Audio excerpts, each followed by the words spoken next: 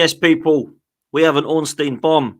Arsenal are looking to agree a deal, finally, with Mikel Merino. We're here to talk about it and discuss it. We're going to talk about Eddie and Nketiah and Aaron Ramsdale movement in the last few minutes as well. And we're going to talk about Lookman. Is that on? Is it off? Is it a deal that looks like it could happen? We are here to bring you all of the transfer news when it comes to Arsenal. And today has been a busy day as far as Arsenal are concerned, from morning to afternoon to early evening. Judges, how are you, mate? Yeah, all good, all good. It's sort of kicking off. My phone's buzzing away here. What's going on like that? I mean, somewhere along the line, Arsenal have realised that the transfer window's open and they're doing something about it, like, So fees agreed and players going and, being linked with this and that. So it's all good at the moment. So, yeah, can't complain, Dan. What about yourself? You all good? Yeah, I'm happy, man. I just want this to start to hot up a bit for the last few days and then we can close it and then actually get on with the season. Obviously, we are going to talk today a little bit on Aston Villa as well, but we are here to talk about the transfer news today because let's be real, bro. It's been pretty deadly for quite some time and it's been recycled tweets. Marino's close. Eddie might be leaving. Ramsdale might be leaving. And it looks like Edu and Arteta might be able to get some business done in the last few days of this window. So before we go into any of the breaking news, do you have faith that by the time this window shuts in 8 days' time, that Gooners will be happy, Lee? Yes. Yes. I'm telling you, I've said it all along that be patient. We'll be happy at the end. And I believe that. I believe in what the club are doing. I have that feeling at the moment, like at this moment in time, if I'll be really honest about everything else, we haven't had to panic. We haven't got to panic on the forward signing at the moment. If that's what they're going to do, I don't think they're going to be. I think that the how can I say, the last few days in the window is more about other teams panicking a little bit, like more than Arsenal. Arsenal can be relaxed about everything because we're in a good position. But do you know what? You go back 10, 15 years ago, we was getting players on the last day of the season. We're desperate to get players in.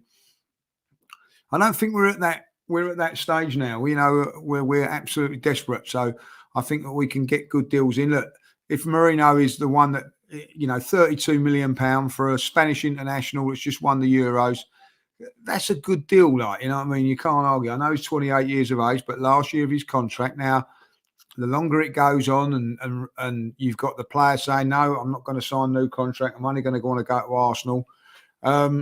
They've had to buckle a little bit, haven't they? Like, I think at the end of the day, I think that Real Sociedad will be happy. I think we've got a good relationship with them. Obviously the Tierney thing last season. So I think that everything was always going to happen. I just don't understand why it took so long, because I'd like to have had him available for Villa. If I'll be really honest, Dan, I'd like to have had him available. But I think Mikel's probably saying, do you know what, I can do with him without that game. But what I can do is I can get him involved and get him integrated into the setup for the home game against Brighton.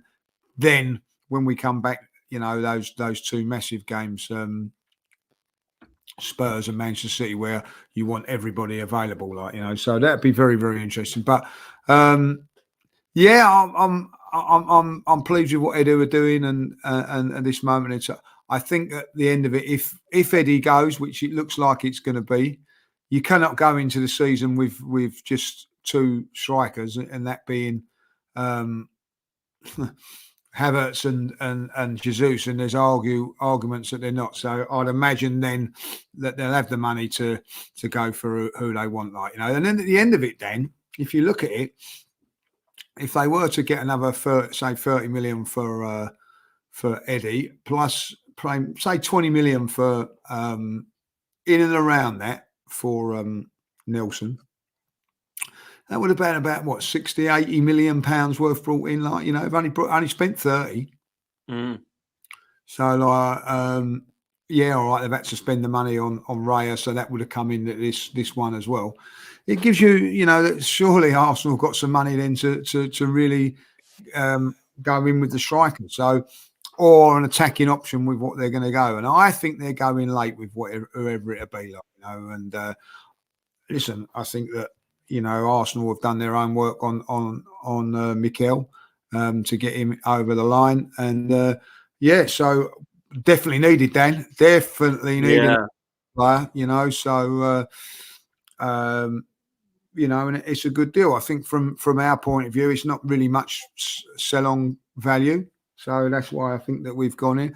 And so if he was to play for the next 2-3 years, 30 million and get us over the line or something, I think that's a good deal, Dan. So, pleased to have him on board. It looks like it's all done and dusted. Reading things about it now, it's it seems to be going on there. We've got this one coming through. There's breaking news that Trippier says that he wants to leave Newcastle. So there's all things going on there. See, this is what I'm saying. Loads of things are happening. Fulham are doing some more business. So all things going.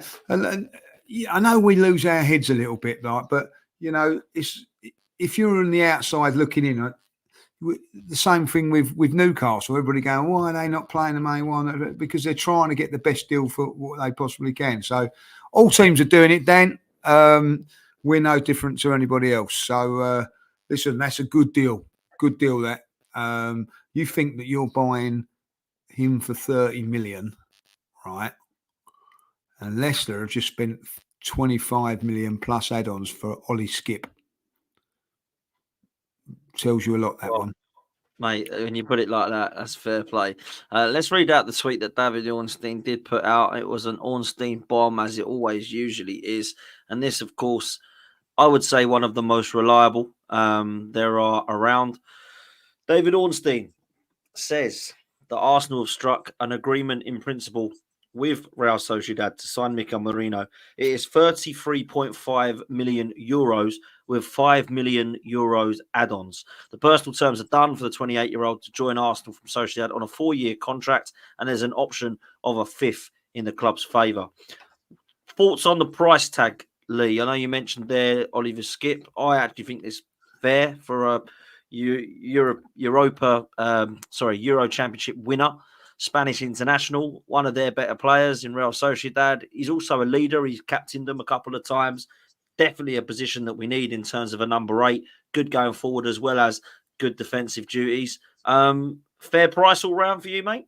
I just think it's a fair deal. Yeah, I think it's fair for them. I think if you be realistic, that if he had 2-3 years left of his contract, it would be a lot more.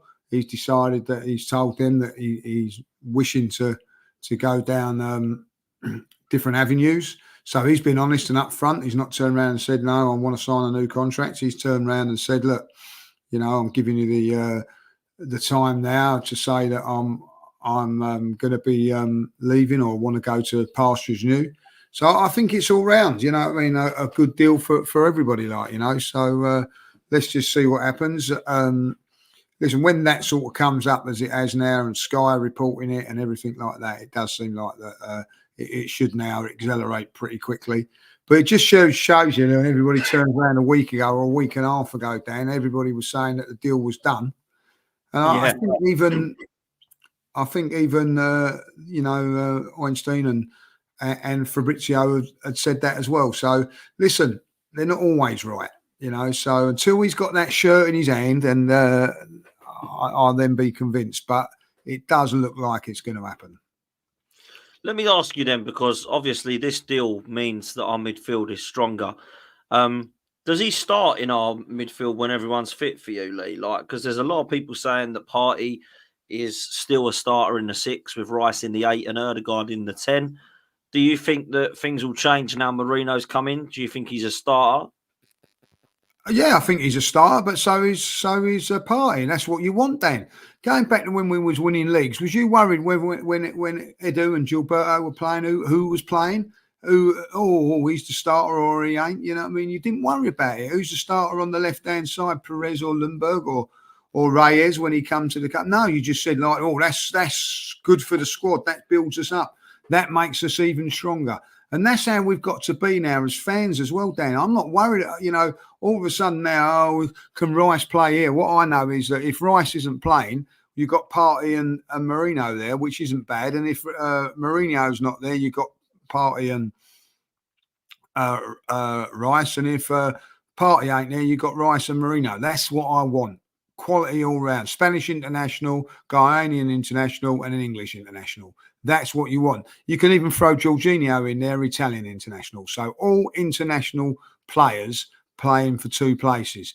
That's the competition you need. That's the competition that you want, because there's going to be games, Dan, when we're going to have a real difficult game. Look, listen, I'll tell you where it's going to be really difficult for us in the next week or so.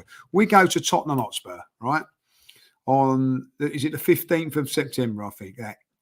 In between City and Tottenham, we've got a Champions League game. Now, we don't know if that's home or away yet, right? Okay, so just say if it's away to Real Madrid, right? For instance, right? You've got away to Tottenham, away to Real Madrid, away to Manchester City. You cannot play all of those those players. Also, you have to rotate. Now, which ones you rotate in? That's down to the manager, but you will have to.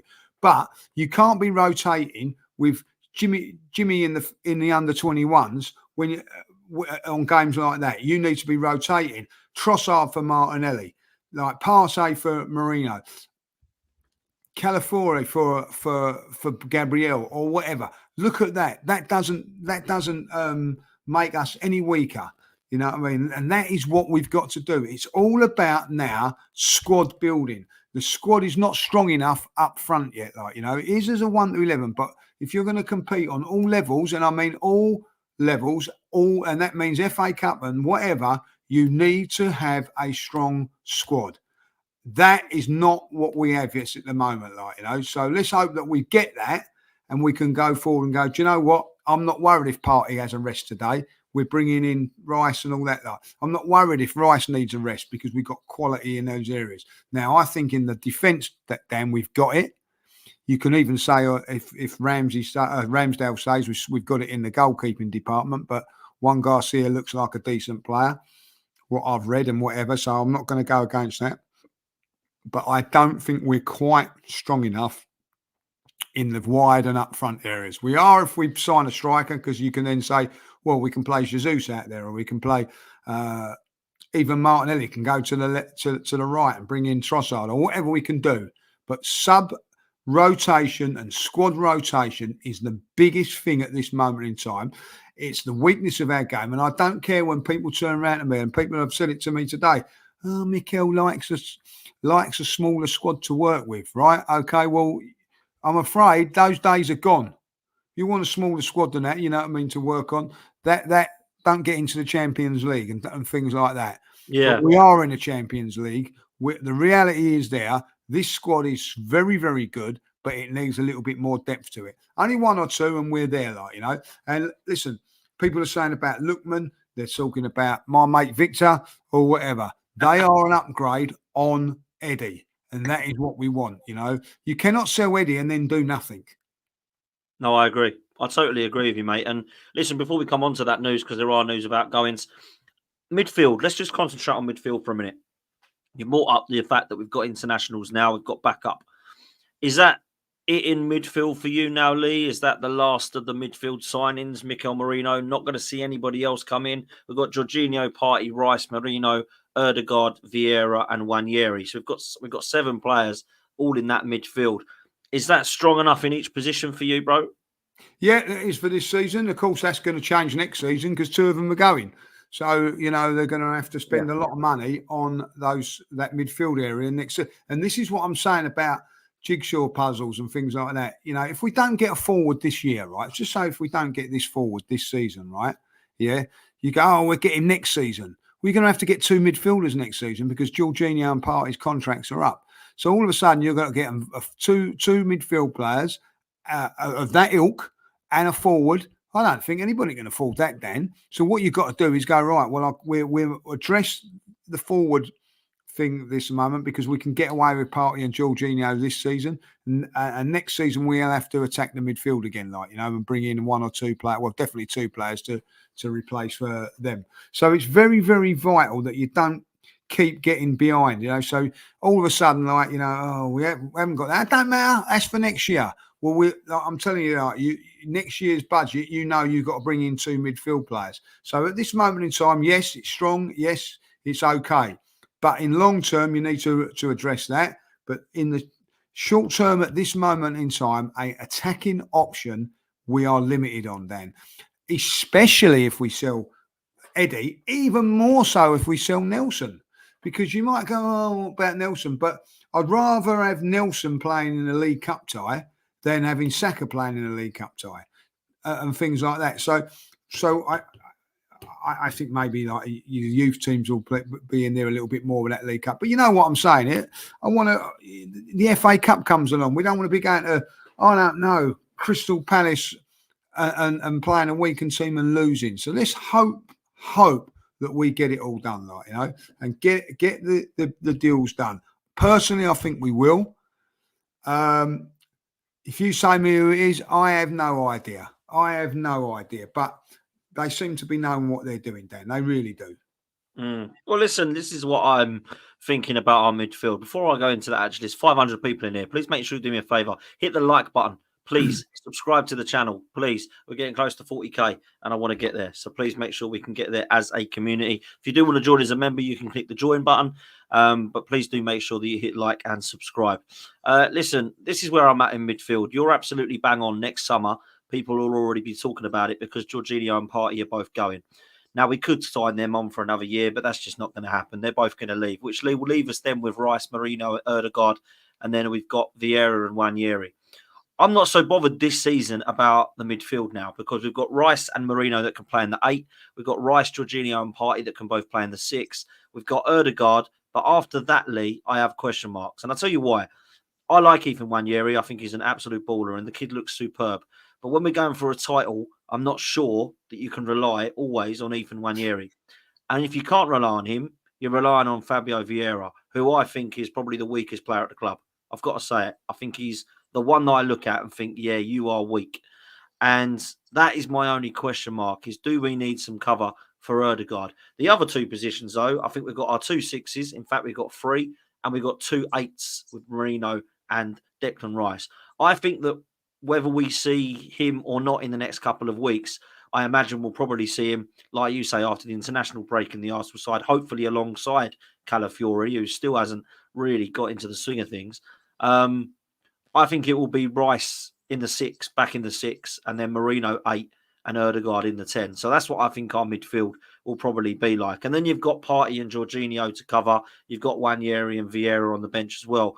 I thought Thomas Partey was magnificent in the first half against Wolves. I thought he was terrible in the second half. So for me, there's potential there to realise perhaps his legs have go about 55, 60 minutes and it's time to bring on, someone in that 8 and then allow Rice to drop into that 6. So we have got that option there in midfield. But I don't think we're incredibly short in midfield. We are at a moment, but now Merino coming in, I think we've definitely strengthened it. But I wanted to talk about the attacking options because let's just talk about Eddie. I've got to say hats off to our Edu and Arteta here because I remember you and I were saying, let's just get him gone to Marseille because we don't want to be mucking around. Let's just get this player in that we need. When I look at what has happened here, Nottingham Forest are paying us 30 million plus add-ons, goes up to about 32 million pounds in total for Eddie Nketiah. Now, that, Lee, is hats off to Edu and Arteta, in my opinion, because I do not know how we've got this much money for Eddie Nketiah, but we have. So what do you make of it, brother? No, I think it's a good deal. It's about right when you think about it. Was it Brozier looking to go to the Ipswich for 30 million? Well, I think it's about right, Dan. You know what I mean? Like you look at Solanke, 65 million. Yeah, good player, 19 goals. That's about right. I don't think that he's head and shoulders above Eddie in that point of view. I think Eddie has scored goals against Man United. He scored away at Chelsea and things like that. So I think everybody's just sort of going overboard about Eddie as a player and all that. Like he is a squad player for us. Like, you know what I mean? Nothing more, nothing less. He was never going to be a regular for us. people went mad when he had the 14 shirt, and I get all of that and the money and everything like that. But he will do a very, very good job for a team like Nottingham Forest, Leicester. I'm surprised they haven't come in for him, if I'll be really honest. A team like that, that's battling relegation halfway, like, he will do really well. I think, and I think at the end of the day, 30 million's not massive amounts of money. If when you think about it, it is a gamble. 65 million Solanke is a big deal for them. You know what I mean? Like 60 million for Richarlison was a big deal. And 60 million for us, for 65 million for Kai Havertz was a gamble as well. But to get these players, you're going to have to spend a lot of money. So 30 million, I don't think it's that bad a deal. We've had a little bit today in the studio, and I've said that if he goes to Nottingham Forest and plays regular, I'm going for 11 goals, Premier League goals that he'll get for them. Okay. So if you want to put in the chat what you think, and we'll all have a little look at the end of the season who's right and who's wrong. But that's what I think. I think that he will score goals. Terence doesn't agree with me, but there you go. We'll put your money where your mouth is, Terence. What you going for? 9? Oh, yeah, playing safe. 9. Okay, so we'll see. So let's see where everybody is. Between 5 and 8.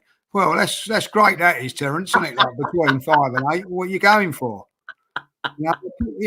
Put your balls on the chopping line, please. 4.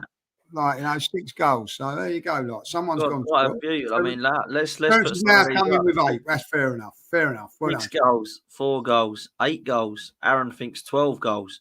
1 in 3, 12 seems about right. I'm going to agree with James. I'm going for 7. Between 5 and 8, that does make me laugh. 15. LJ Brown reckons. 15 9 goals. Premier League goals. If he gets 15 Premier League goals, he's done well. He has done well. Yeah, golden boot. How can you imagine? Listen, I actually hope he has a good career. I really do. So do I, desperately. I hope he gets 11 and more. I want Eddie to, he's a great kid, and I want him to go and do well at Nottingham Forest.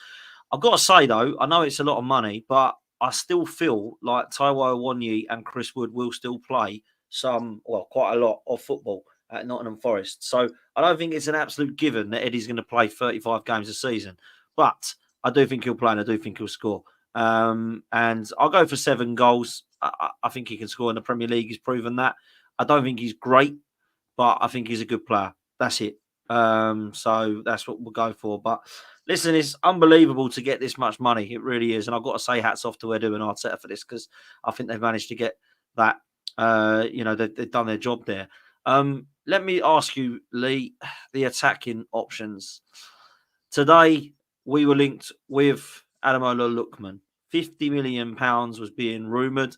Kivior, they were talking about potentially being chucked into the deal because Gasparini likes him. However, there is news today suggesting from Di Marzio that actually that might not be the case, and that we might not actually be after him now. So this come out earlier, a few hours ago now, suggesting that actually he might stay. Lookman's situation at Atlanta has calmed down, players back in training, and he looks set to stay now. What did you make of this rumour, Lee? Did you ever think this was going to be on? There's quite a lot of money, £50 million. Would you have liked him? I mean, his sheer pace, left winger, right winger as well. What's your thoughts, mate? Listen, I thought he was outstanding for Atlanta last season. I really was impressed with him. You don't get an hat-trick in the Europa League without being decent, and they were decent finishers as well. So yeah, I liked him. Got a bit of experience in the Premier League, gone away. It would be a good move for him. I'm not saying it's the one that we want. I don't know who we're going to get, Dan. I really don't. You know what I mean? It's a shot in the dark, but I'm pretty sure Arsenal are going to be looking for someone. One player I don't want, and there's been mentions of it, not by Arsenal, thank God. Yes, here we go. You know what I mean? Does anybody really want him? No. Robbie does, apparently. Robbie. Robbie said he'd take you on loan, apparently. Well, Robbie would take anybody on loan, even like that. I don't want him at all. £350,000 a week, I think he's on. And he's 29, in the decline as a footballer. I don't think he's what Arsenal need at all. I really don't. I really do not want him. I think that's a backwards move. And do you know what, Lee? Let this be the last time we buy someone from Chelsea. I do not want any more Chelsea players. With this relationship between Arsenal and Chelsea, unless it's Cole Palmer, I don't really want him. Yeah, I'll take Cole Palmer. But I'll tell you what, I see what happens at Chelsea there. But realistically, is anybody you'd take from Chelsea, really? Not really. The ones that are available. Ones that are available, nah. You know what I mean? Like, everybody should just get together on the phones and go, look, let's make sure we don't buy no one from Chelsea and let's stitch them right up. You know what I mean? That's what should happen, like, you know. And as I said the other day, I ain't got no sympathy for any of those players. I ain't got no sympathy for Sterling. I've got no sympathy for any of those players, only the ones that have come through the youth, because they know exactly what they're like. Mudryk knew exactly what they were like. You know, he can rot there as much as he likes, you know what I mean? Like, at the end of it, like, you know what you're dealing with when you go there.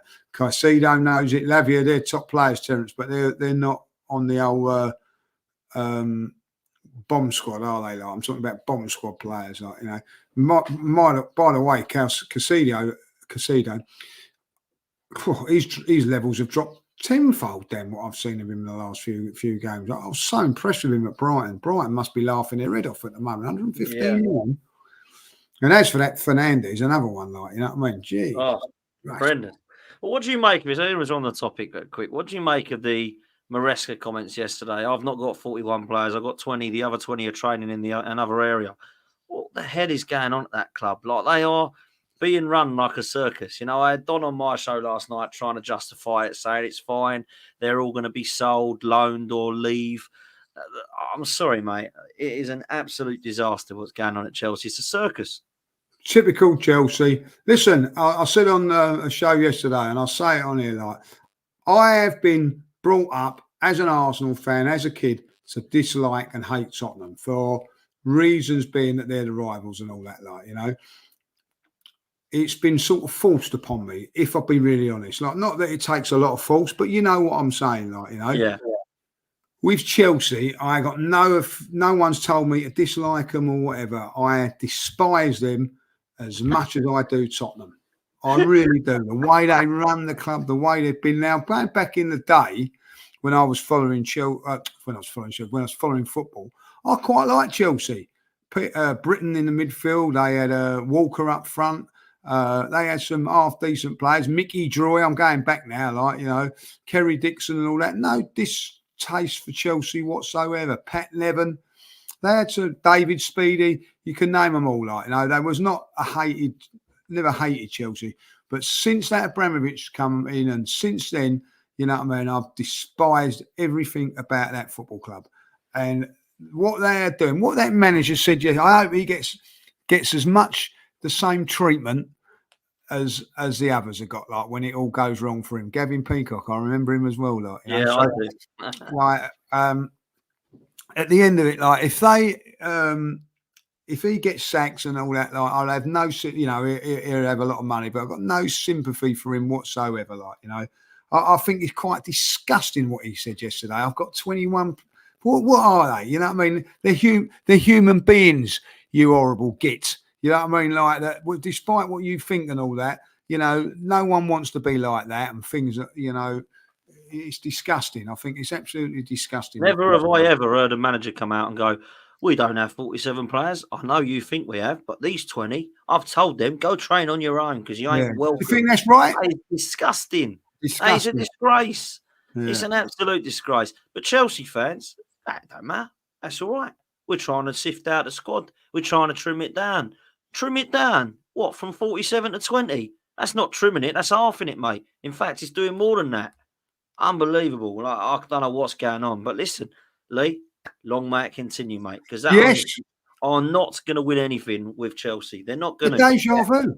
It's deja vu. They're back to where they were last season. It's like, but with a different script. 41, 51 players, but a different manager. He's got a manager that, like, you know. And, you know, I ain't even going to say good luck to him. I hope he fails. I hope they lose every single game. I don't know who they got on the weekend, but I hope they lose.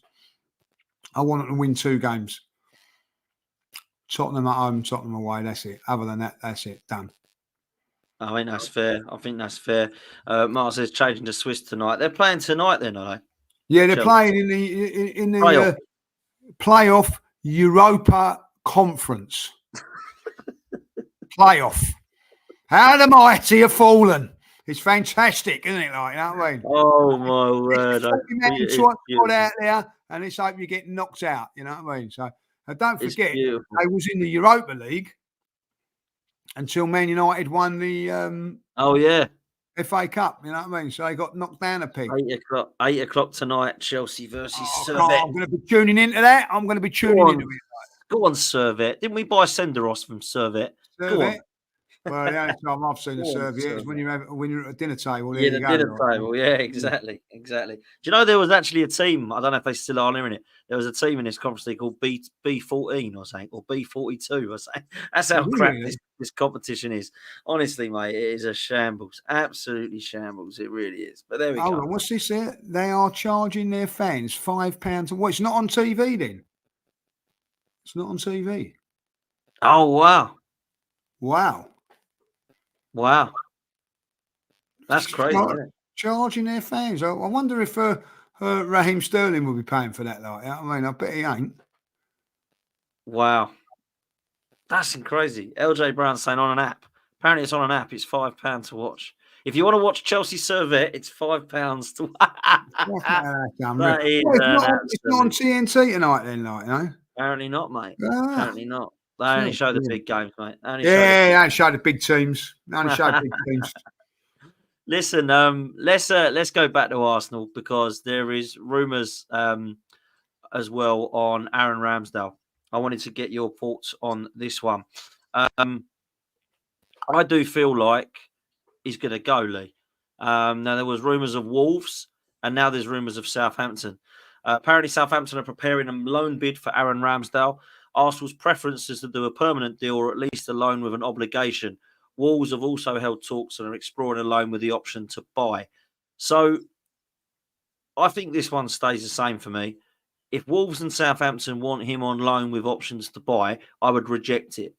If they want loan with obligation to buy, I would actually accept it. As long as the obligation is like 30 million or something like that.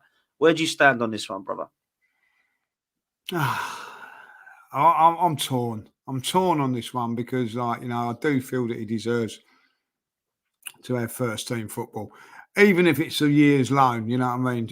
You know, I just feel that, you know, I know it's wrong to say, but I still, a little bit of me wants him to still come back and be the number one. I know that's wrong when you look at Ray, what he's doing, but there was a thing on Twitter. I don't know if you see it yesterday. All these great saves at Arsenal, unbelievable. Oh, I saw that yesterday. Yeah, unbelievable. Like, you know what I mean? So it's too good for. What was your favourite one? Because I'm torn between the Leicester one and the Liverpool one. The Liverpool one because I just think it meant more. But the one at Leicester, I think, was the one that took him to our hearts. If I'll be honest, yeah. The Leicester away one. I think that's when we really went, wow, he's a keeper. But that double save against Liverpool. If you have a look at it, if you have a look back on it, I think Mo Salah, he's up thinking he scored. The cops all thinking it scored. You know, so I'm going to go for it. I'd love to ask him that question. What his favourite is, like, you know what I mean? If you look back on it, what was your favourite Arsenal save? Because I think I know his dad's one is the Leicester one. But I'd love to ask Aaron that, like, you know. But the reason one is the Leicester one is because I was there.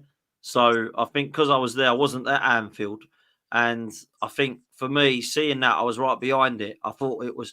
Not only did I think it was in, I thought it was in afterwards as well. When it was a great save afterwards as well, wasn't it? You know what I mean? So I thought, you know what, like, it has to be that one for me. And I think because it said it, I remember I sat there. I was next to Mike. Big Mike, Magic Mike. And I remember when that happened, everyone thought it was in, mate, honestly.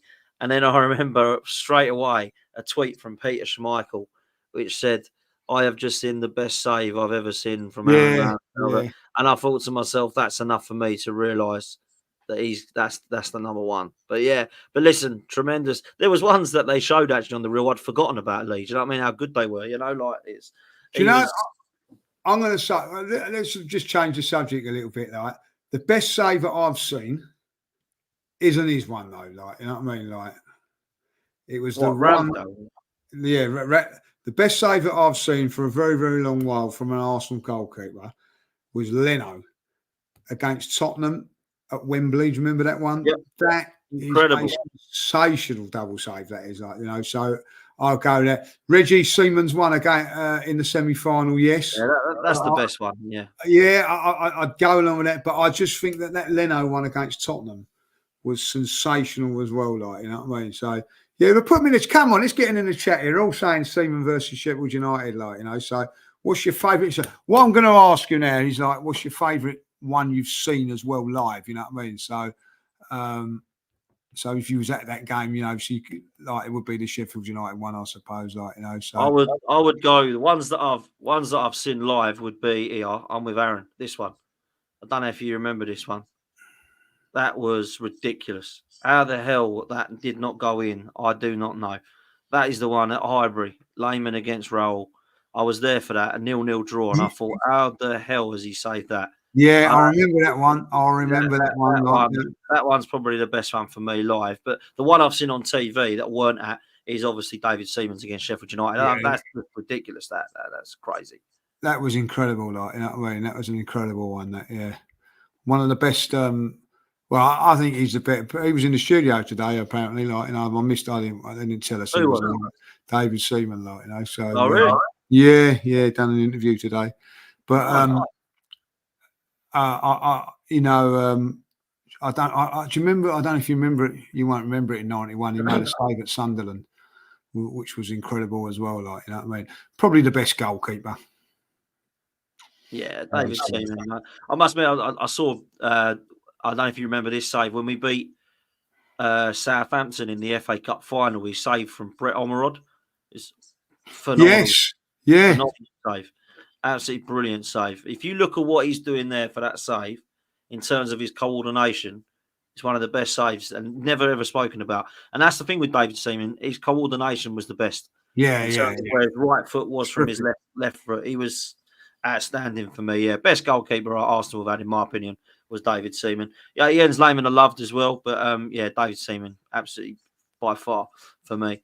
But listen, Ramsdale looks like he's going. So would you just accept it then, Lee? Would you? I'm going to say like yes alone. I would do just to make him play again, because I'm going to be really honest. I think Southampton and Wolves, he's too good for them.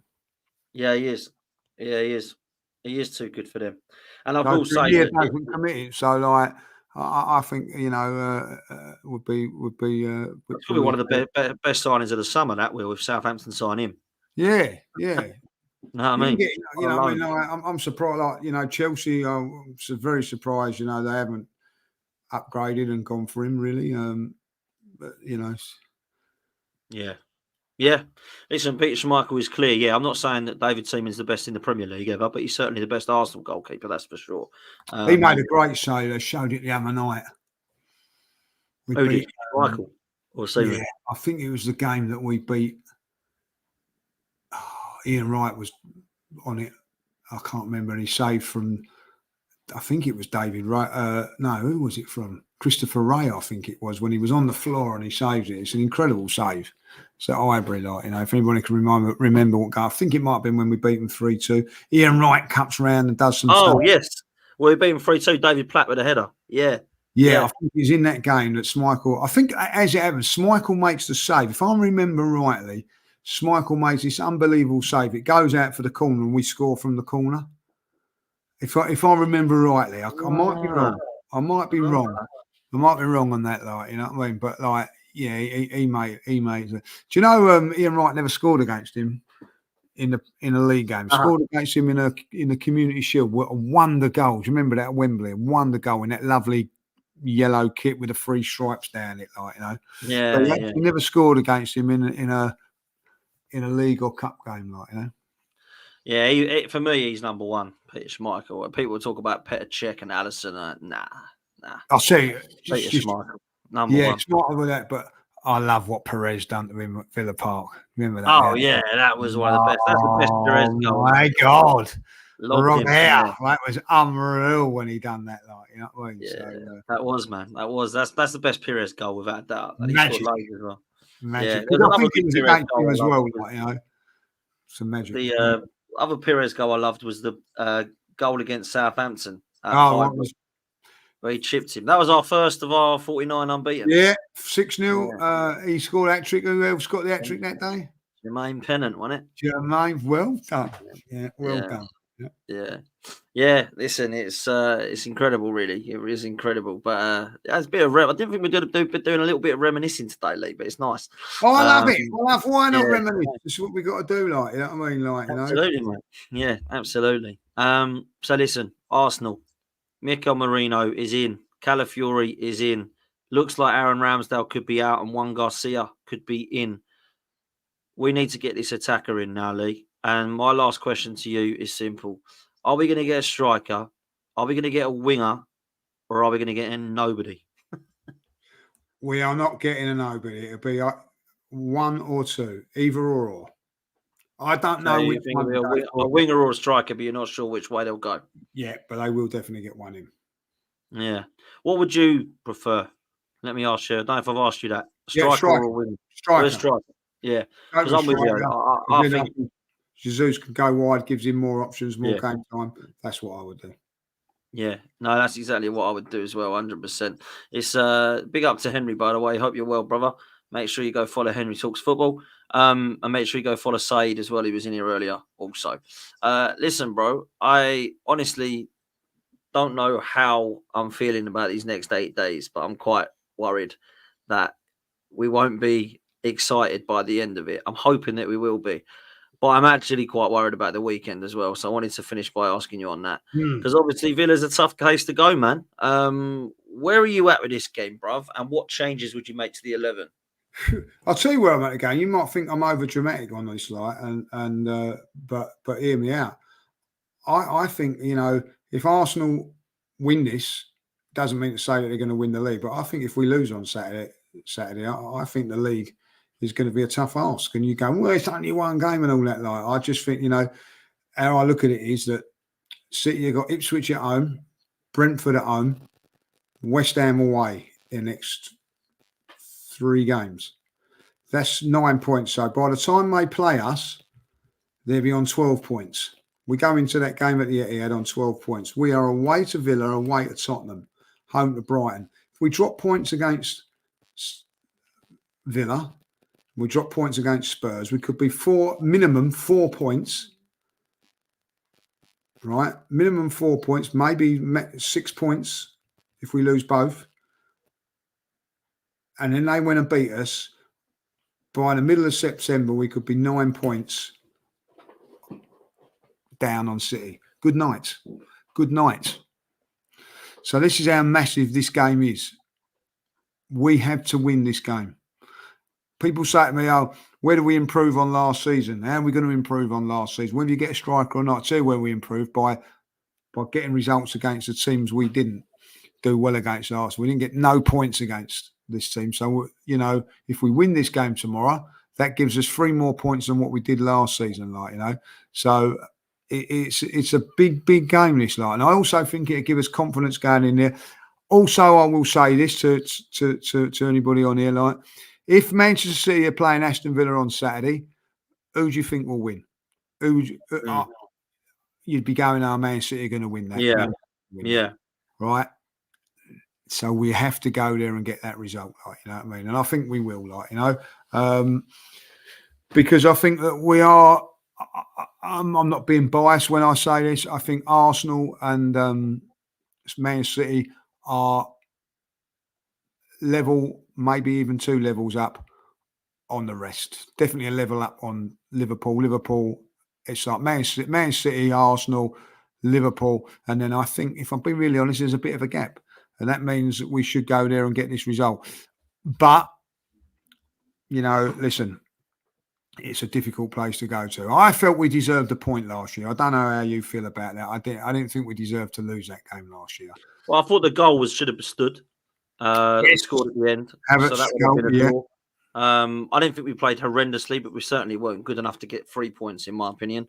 And I think Unai Emery and Arteta, this debate has been going on since Robbie and Yardman decided to have a bit of a fan cam at each other. And it's just been all week. Who's better? Who's better? Who's better? Do you know what? Go and bloody beat him then. If you're better than him, go and bloody beat him. That's the way I say it. That's it. You ain't been able to, you know, in 5 attempts, you've lost 4. So go and bloody beat him. That's the way I see it. And I think we have to, Lee. Listen, defensively, I would change Zinchenko. Timber's got to come in for me, or Calafiori. And who's you go with? You're the manager. Who you go with? I think the reason I say Timber is because Calafiori's not kicked a ball yet. Yeah, so I don't know how well he has for this game. Timber comes in for me for this game, and then I'm going to be really honest. Against Brighton, Zinchenko comes back in. Well, I mean, it depends what Timber does, first of all, you know, for me. But yeah, I think when you look at Martinelli and Trossard, I'd switch them 2 round. I think Martinelli can be coming on with some pace. I think Trossard is the better footballer, and I think he deserves to play at the moment. So I'll be bringing on Martinelli and Jesus as subs. Probably have to be Jorginho for Partey as well, because it doesn't look like his legs can keep him there. But for me, I think that we'll win the game, because I think we have to. I think we absolutely have to win this game. And I know it sounds mad. I said this to Curtis earlier when we was having a show. I kind of feel this is like going to Anfield or the Etihad, because this is a big mental test for us, because this is one of the biggest games. This is one of the biggest games at the moment. You know, I feel like this is a big, and listen, some of that is respect to Aston Villa, because they deserve, I mean, let's be real, Lee, they deserve to be respected, Aston Villa. You know, this isn't the Aston Villa that are flirting with relegation anymore, mate, is it? You know, so we have to respect Aston Villa now. And I feel personally, mentally, this will be a massive test, because last season we weren't able to get the result, and we've struggled against Unai Emery at Villarreal and Villa. Now it's time to get our revenge and get 3 points. And the only 2 changes I would make would be our left winger and our left back, which would be Timber and Trossard for me. But that would be it. So for me, I have to see it. I don't think we can play Zinchenko in this game, because I think he'll get run ragged. But like you say, if he wants to come in after that for games, I've got no problem with that. But for me, when we need to defend against width, which is why I disagree with you about Brighton, because that's what they have got, is firepower and width, I would not want to be seeing Zinchenko coming up against that. But as far as I'm concerned, for this game, you play Timber, you play Trossard, you bring on Martinelli and Jesus, and hopefully you won't need to, because we'll be comfortable and we're winning the game. So for me, Lee, I'm going to go for an Arsenal win. But I do feel like that mentally, this is going to be massive. Yeah, I'm with you. I think Timber is the one.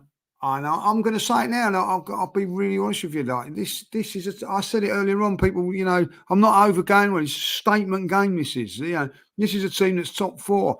They're a big club. They're on the up. Put them to the sword. They come to our place last season, and everyone's going, oh, you know, it's tough. And they come to our place and took the game to us when we was in the form of our lives. So let's return the compliment. That's what I'm saying, like, you know, and I'm with you. This is a statement tomorrow on Saturday. Go there, prove like what City have done against Chelsea, like statement. Go and do it, like, you know what I mean, like, and I'm pretty sure they will. Absolutely. Listen, people, we're going to leave it there. Absolute legends for being with us. Thank you so much. Make sure you hit the like button. Make sure you hit subscribe. If you do want to come over to my channel at 9 p.m. tonight, I've got a couple of shows. One will be on Rival Talk, which will be with a load of fans and a panel talking about the weekend's games and, of course, the transfer window. And I'll have Julian with me tonight. He's going to jump on my channel and say hi to you all. You all know Julian well. He's going to come on tonight at 10 o'clock and talk things Arsenal. I've been speaking to him earlier. He's looking forward to it. So make sure you come and follow us both over there as well. Lee, I'll let you have the last word, my bro. Listen, it's Friday tomorrow. Get ready for the weekend. It's going to be a tough one. It's going to be a thriller at the Villa.